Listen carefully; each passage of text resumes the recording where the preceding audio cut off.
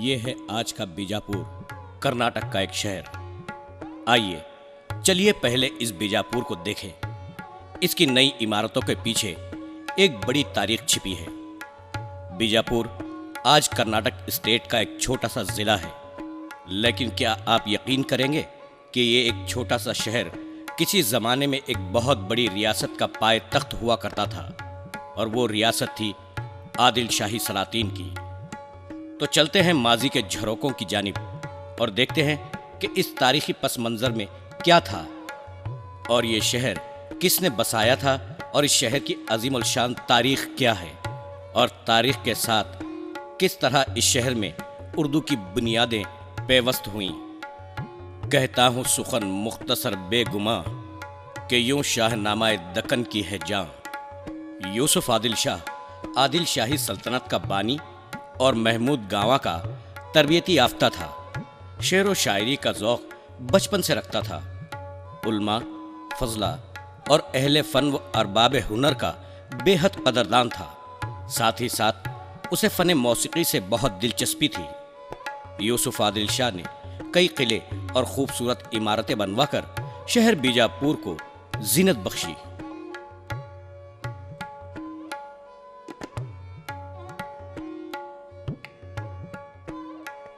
बीजापुर की तारीख में सबसे पहले इस्लामी तामीर इस मस्जिद से शुरू हुई। बीजापुर की पहली मस्जिद मुबारक खिलजी के दौरे हुकूमत में 1316 में तामीर की गई। इसकी तामीर बीजापुर के गवर्नर मलिक करीमुद्दीन ने की। देखने में ये किसी मंदिर को तोड़कर बनाई गई मस्जिद लगती है, लेकिन ऐसा नहीं है। चूंकि उस दौर में मस्जिद का कोई शेप मौजूद नहीं था, इसलिए उस दौर के एक हिंदू आर्किटेक्ट रिवैया मिस्त्री ने इसे बनाया। इसीलिए बाहर से देखने में मंदिर लगती है, लेकिन दर हकीकत ये मस्जिद है।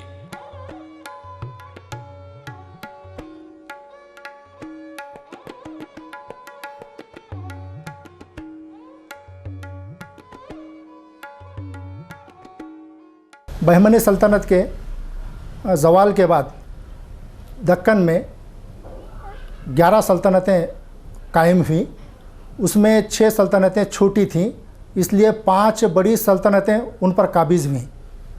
तो 5 जो बड़ी सल्तनतें थीं उसमें निज़ाम शाही अहमदनगर के, आदिल शाही बीजापुर के, कुतुब शाही गोलकुंडा के, बरीद शाही बीदर के और अमाद शाही बिरार के।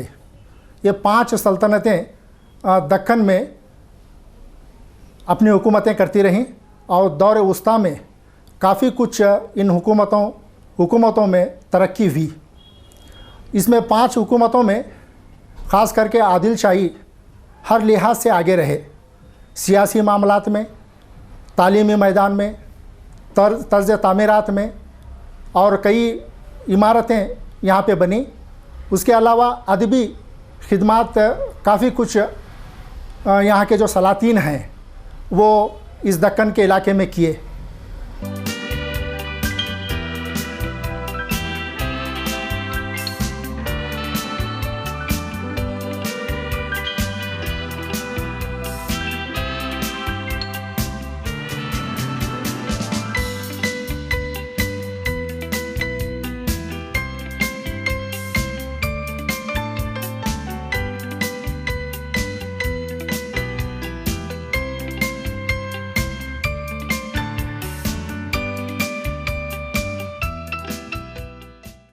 बीजापुर के बानी यूसुफ आदिल शाह ने फरख महल को तामीर करवाया।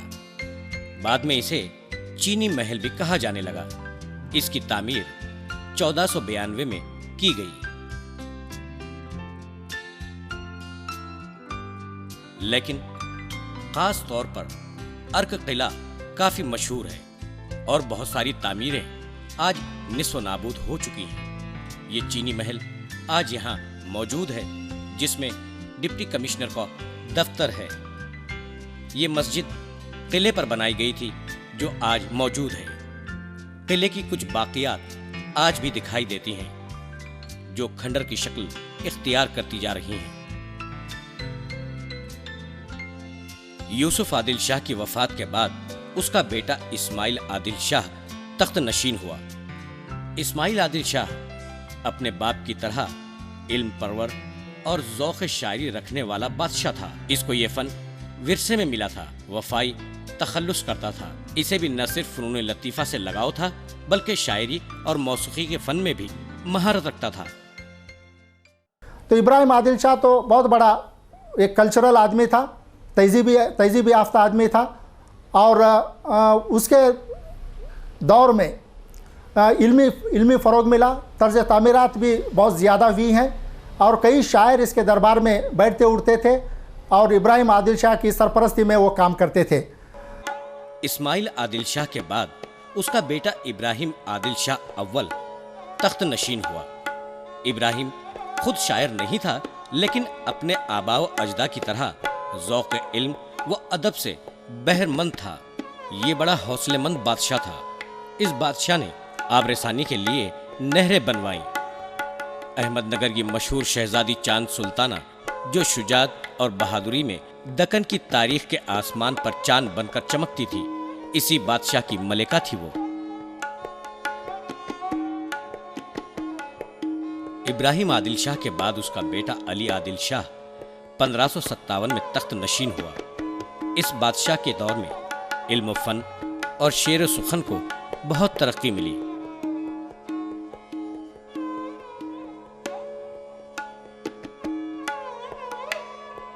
उर्दू के मशहूर सूफी और शायर हजरत बुरहानुद्दीन जानम इन्हीं के दौर से ताल्लुक़ रखते हैं। अली आदिल शाह अव्वल के दौर में जामे मस्जिद की तामीर हुई। इसे 1575 में तामीर करवाया गया। मुग़ल शहंशाह औरंगज़ेब 1686 में बीजापुर फतेह करने के बाद मस्जिद का मशरिकी दरवाज़ा तामीर करवाया।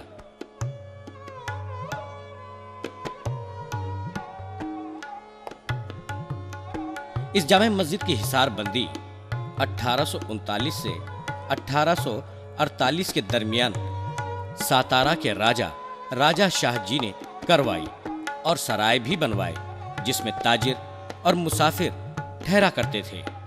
ये मस्जिद बहुत ही खूबसूरत है। अपने दौर की फन तामीर की एक मिसाल है। यूं तो बाहर से ये काले पत्थरों से बनाई गई है, लेकिन अंदर इसकी तामीर अपनी मिसाल आप है। तामीर के बरसों बाद भी कुरानी आयतें साफ पढ़ी जा सकती हैं और कुछ नक्काशी जो की गई है वो साफ दिखाई देती है।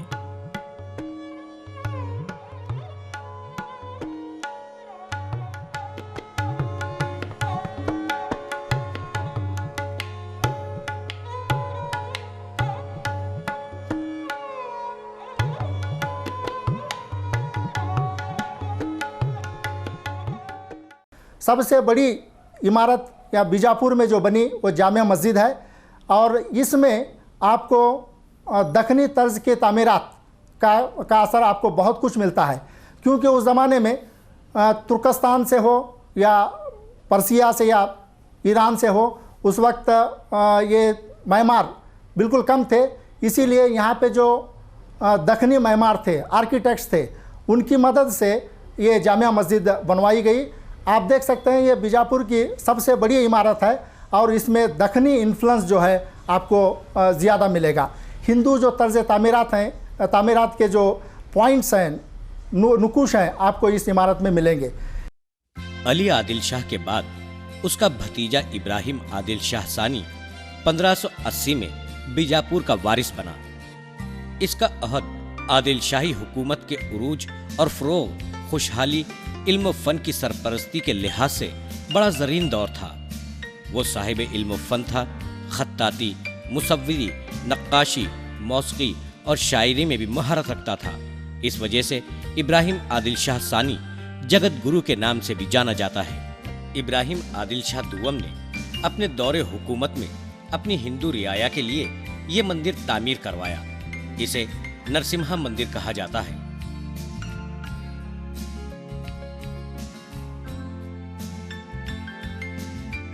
मंदिर के इंतजामात के लिए अखराजात भी शाही खजाने से ही जारी किए जाते थे। 1580 में इब्राहिम आदिल शाह के वजीर हैदर खान ने ऊपरी बुर्ज की तामीर करवाई। इस बुरुज पर चढ़ने के लिए जुमला 70 सीढ़ियां बनवाई गईं, जो खास काले पत्थर से बनाई गई हैं। ऊपरी बुरुज से सारे शहर को देखा जा सकता है और ऊपर से देखने में शहर बड़ा ही खूबसूरत लगता है। ऊपरी बुरुज पर 2 तोपें हैं, जिनमें एक तोप का वजन 40 टन है और दूसरी तोप का वजन 22 टन है, जिसकी लंबाई 30 फीट है। ऊपरी बुरुज को हैदर बुरुज भी कहा जाता है। उस जमाने में हर बादशाह ये चाहता था कि वो अपनी एक बेहतरीन यादगार छोड़े, जिसकी मिसाल मुस्तकबिल में न मिल सके। चुनाचे इब्राहिम आदिल शाह सानी ने अपने लिए एक निहायत ही खूबसूरत और शानदार मकबरा बनवाया, जो इब्राहिम रोज़े के नाम से मशहूर हुआ। इब्राहिम रोज़े की इमारत निहायत ही नफीस और बहुत ही खूबसूरत है। ये इमारत सन्नाई, कारीगरी और गुलकारी का एक नादिर नमूना है। ये वही दौर है जब कुतुब शाही सल्तनत पर मोहम्मद कुली कुतुब शाह और मुगलिया सल्तनत पर अकबर आज़म हुक्मरान थे। इब्राहिम रोज़ा काले पत्थरों से बनवाया गया है। इसमें नक्काशी और फने तामीर अपनी मिसाल आप हैं। इस मकबरे को काले पत्थरों से तराश कर बनवाया गया है। मौरिख यहां तक कहते हैं कि अगर इब्राहिम रोज़ा सफ़ेद संगे मरमर से बनाया जाता तो ताजमहल से भी बहुत खूबसूरत होता। इब्राहिम रोज़े के चारों जानिब कमानें बनी हुई हैं, जो बहुत ही खूबसूरत हैं और एक ही सिमत में हैं। इब्राहिम रोज़े के दरवाजे पर पत्थर से तराशी हुई पुरानी आयतें साफ दिखाई देती हैं। न सिर्फ दरवाजे पर बल्कि खिड़कियों पर भी इसी तरह की आयतें आपको साफ दिखाई देती हैं और पढ़ी भी जा सकती हैं। इब्राहिम आदिल शाह सानी ने फ़न मौसीकी पर एक किताब नौरस लिखी। इसकी खुसूसियत यह है कि ये एक तरफ तो इल्म मौसीकी की बेमिसाल तख्लीक है, तो दूसरी तरफ आम दक्कनी ज़बान से हटकर इसमें ब्रिज भाषा का इस्तेमाल हुआ। इस किताब का दिबाचा फ़ारसी के मशहूर शायर और मुसन्निफ ज़हूरी ने लिखा। इस किताब के मुताले से ये बात वाज़े होती है कि 16वीं सदी ईस्वी में हिंदू मुस्लिम तहजीब का इम्तराज बड़ी तेजी से हो रहा था। इब्राहिम आदिल शाह सानी के अहद के बाकमाल दक्कनी शोरा में अब्दुल बीजापुरी और मुकमी के नाम काबिल ज़िक्र हैं। इब्राहिम रोज़ा मकबूल मकबरा है, जिसमें इब्राहिम आदिल शाह दुवम की मज़ार है, उसकी बीवी की मज़ार जिसका नाम था ताज सुल्ताना। असल में ये मकबरा जो बनाया था इब्राहिम आदिल शाह दुवम, ये जो मकबरा है अपनी ताज सुल्ताना बेगम के लिए बनाया था। बदकिस्मती से उसकी वफ़ात से पहले ये इब्राहिम आदिल शाह दुवम ही चल बसा। इसके वजह से ये जो ताज रोज़ा था, जो अपने बीवी के नाम से जो बनाया था, इसके पहले दफनाने की वजह से ये ताज रोज़ा जाकर इब्राहिम रोज़ा हो गया। इब्राहिम आदिल शाह सानी के दौरे हुकूमत में यूँ तो कई इमारतें और कई चीज़ें तामीर की गईं, लेकिन ख़ास चीज़ ये रही कि अपनी बीवी ताज सुल्ताना की याद में इब्राहिम आदिल शाह सानी ने मुसाफिरों के लिए, आम रियाया के लिए ताज बाउली की तामीर करवाई। इसकी चौड़ाई 223 फीट है और लंबाई भी 223 फीट है। गहराई 52 फीट है और इसके सामने का मेहराब 35 फीट ऊंचा है।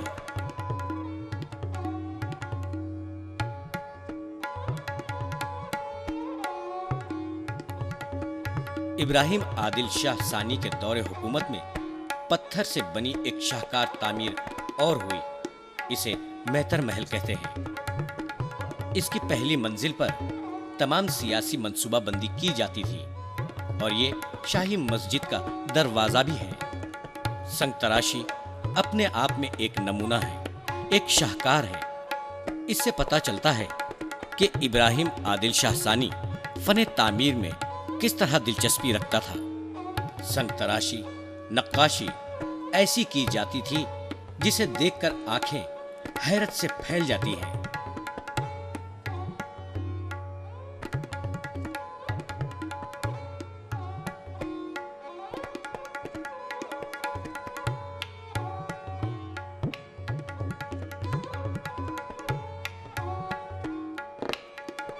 आज ये छोटा सा जिला शहर की शक्ल इख्तियार करता जा रहा है। आबादी मुसलसिल बढ़ रही है, बाजार लग रहे हैं, लोगों की आमदोरफ्त बढ़ती जा रही है।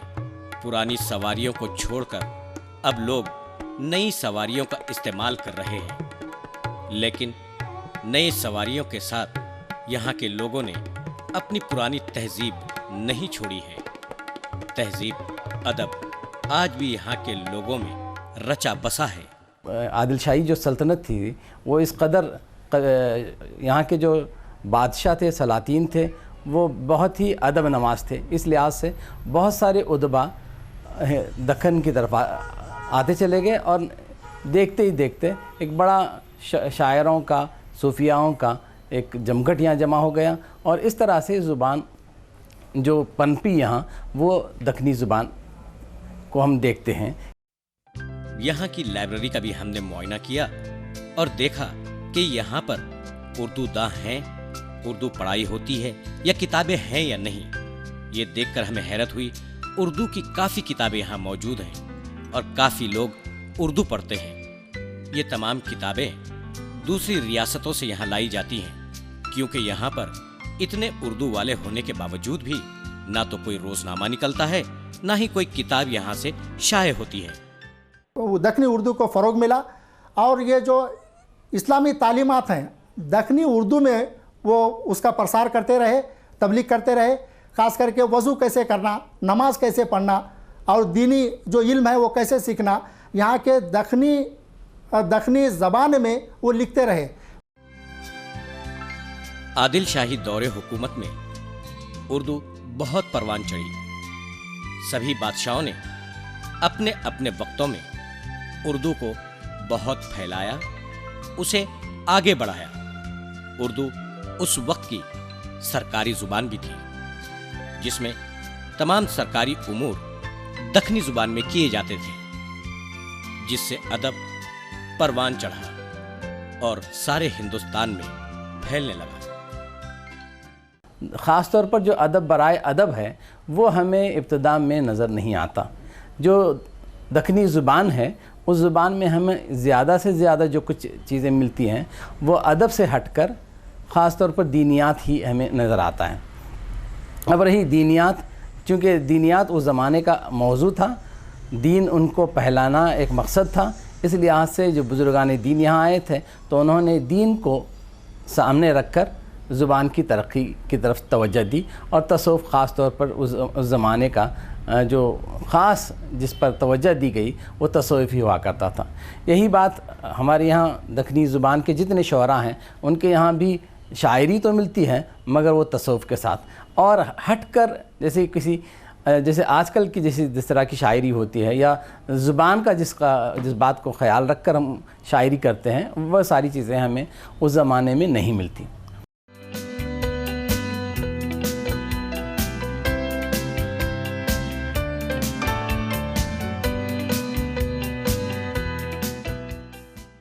आदिल शाहियों का दौर हुकूमत है, इसमें हर तरह की तरक्की आपको मिलेगी। यहाँ पे तहज़ीबी तरक्की आपको ज़्यादा मिलेगी, क्योंकि ये जो आदिल शाही हुकूमत थी ये एक संगम रहा है, दक्कनी तहज़ीब का संगम रहा है। इसमें मराठी कल्चर आपको मिलेगा, कन्नड़ी कल्चर आपको मिलेगा, ये पर्सिया का जो फ़ारसी कल्चर है वो भी आपको मिलेगा। इसके वजह से ये तीन जो कल्चर हैं, तीन जो तहज़ीब हैं, ये मराठी तहज़ीब, कन्नड़ा तहज़ीब और ये जो फ़ारसी तहज़ीब, इस्लामी तहज़ीब जो है, इसका मुरक्कब आपको बीजापुर के तहज़ीब में मिलेगा। इसके वजह से कई मुसन्निफ़ और कई मौरिख़ यहाँ के तहज़ीब को बीजापुर की तहज़ीब का नाम दिया है। इब्राहिम आदिल शाह की वफ़ात के बाद उसका बेटा मोहम्मद आदिल शाह 1626 में आदिल शाही ख़ानदान का सरबराह बना। मोहम्मद आदिल शाह और उसकी मलिका को शायरी से बड़ी दिलचस्पी थी।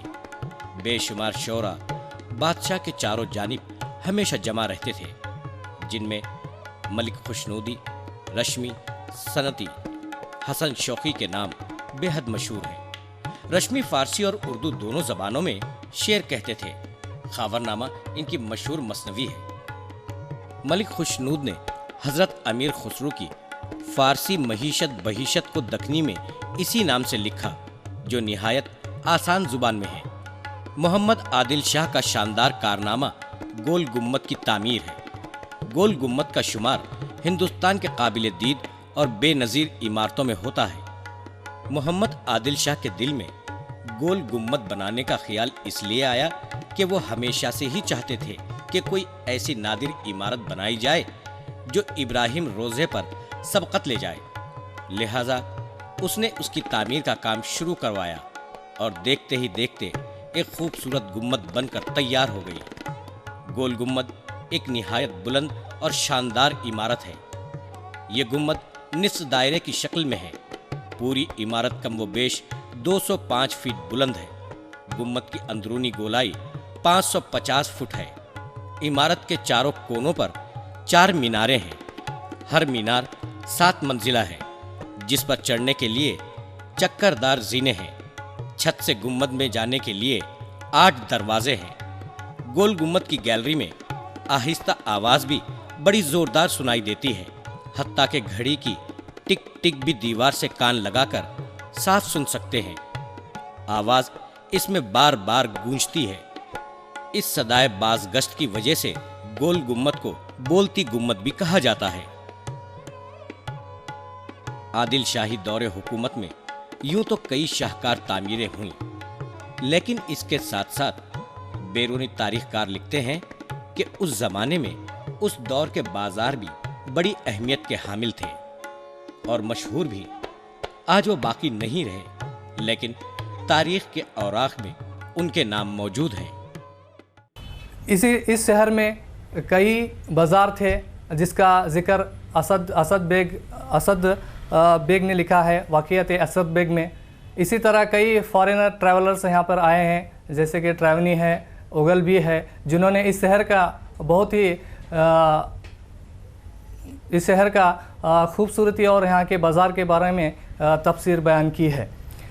यहाँ कई शहर थे, जैसे कि कमाल खान बाज़ार, लंगर बाज़ार, लश्कर बाज़ार और रंगीन मस्जिद बाज़ार और शिकार खाना, शाहपेट। ये बहुत सारे अनगिनत यहाँ पे बाज़ार थे जिनका जिक्र आता है। मोहम्मद आदिल शाह के इंतकाल के बाद उसका फर्जंद अली आदिल शाह सानी तख्त नशीन हुए। वो खुद भी शायर था और शाही तखल्लुस करता था। दीगर आदिल शाही सलातीन की तरह ये भी एक इल्म दोस्त और अदब नवाज बादशाह था। इसको शायरी, मौसीकी, फ़न तामीर से गैर मामूली दिलचस्पी थी। वो दक्कनी उर्दू का कादिर कलाम शायर था। इसके कुलियात हैं जो कुलियात शाही के नाम से शाये हो चुके हैं। इसके दरबार में मलिकुश्शोरा नुसरती जैसा बाकमाल शायर मौजूद था। यूं तो नुसरती ने कई किताबें लिखी, लेकिन उनकी किताबों में जो मशहूर हुई वो है गुलशन इश्क, तारीख़ अस्कंदरी, नुसरती की शायरी। उसी दौर के हसन शौकी की 2 मसनवियाँ फ़तेह नामा निज़ाम शाह और मेज़बानी नामा हैं। इसके अलावा सैयद मीरा खां हाशमी, जिन्हें हाशमी बीजापुरी भी कहा जाता है, उनकी किताबें भी तारीख़ में उर्दू को रोशन मुस्तकबिल की जानिब ले जाती हैं, जिनमें यूसुफ ज़ुलेखा, मेराजनामा, दीवान हाशमी हैं। बीजापुर से 6 किलोमीटर दूर मगरिब में नौरसपुर बसाया गया।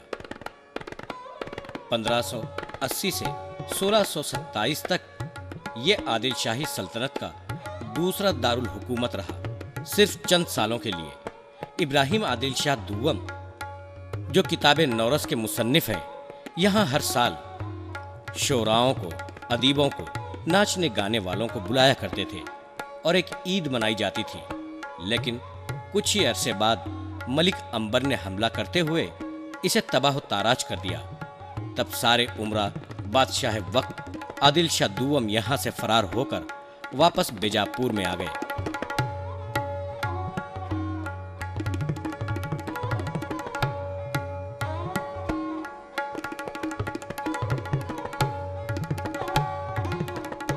ये तमाम तारीख देखने के बाद ये पता चलता है कि आदिल शाही सलातीन ने न सिर्फ तारीखी इमारतें बनवाई, बल्कि शेर व अदब में भी उन्हें काफ़ी दिलचस्पी थी, जिसकी वजह से कई अदीब, शायर, सूफी इनके दौरे हुकूमत में ईरान, इराक से यहाँ तशरीफ़ लाए और यहीं की बोली उर्दू को सीखा और उसी में तालीम देने लगे। उर्दू आदिल शाही सल्तनत की पहचान बन गई।